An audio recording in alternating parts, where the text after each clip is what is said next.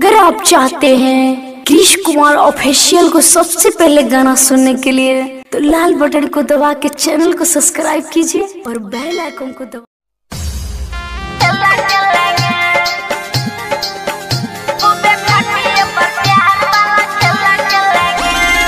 Annu music recording studio Bakhri बाजार, mix by Amar Raj Singh. मिले के मोन बारी करे छै जान गे किया तो हमरा तारा पाबै छी फोन करै छी जब तोर मोबाइल पर खाली तो हमरा गाड़ी आबै छी।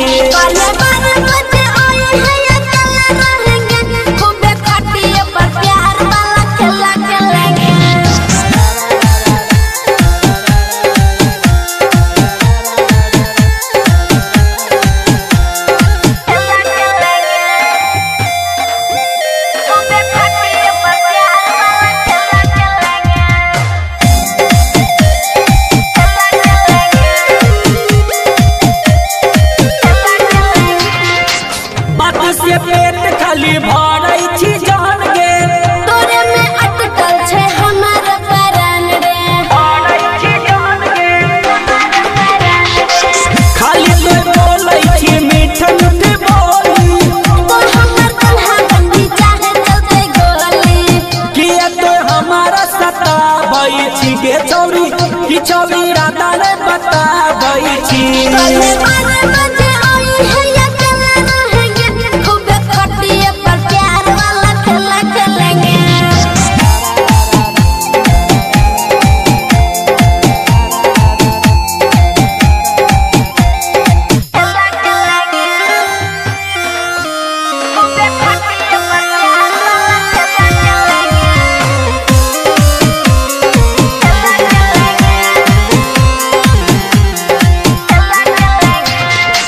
सचो में चाही तो बड़ी गुडा लाग गे तोहरे ला दिल हमर करे धक्का धक रे बड़ी गुडा लाग गे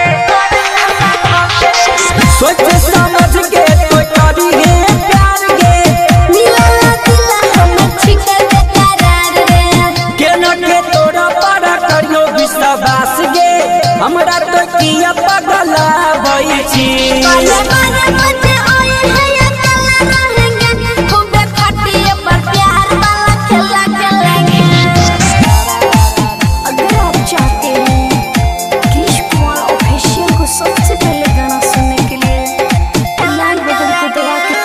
सब्सक्राइब कीजिए और बेल आइकन को दबाना ना भूलें।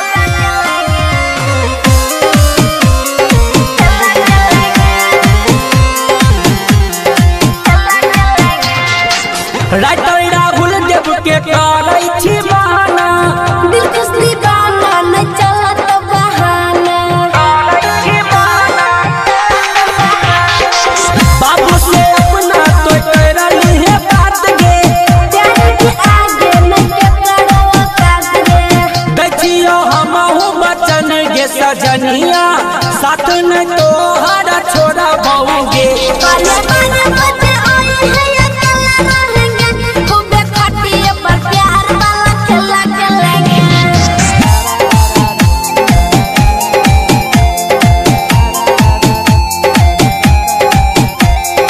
Annu music recording studio Bakhri बाजार।